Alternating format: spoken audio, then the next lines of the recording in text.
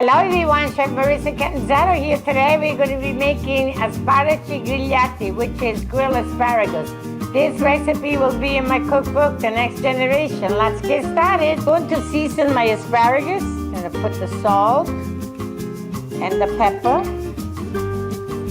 And then I'm going to drop the olive oil and gently toss them. And they're ready to go on the grill. Preheated my grill at 400 degrees. And now I'm going to put my asparagus horizontal. This way they don't fall through the grates. And they should be done less than 10 minutes. They're almost done. I like them al dente, so I'm gonna start taking them off the grill. It's our final product. Thank you for watching. Stay tuned for my next recipe and bon appetit.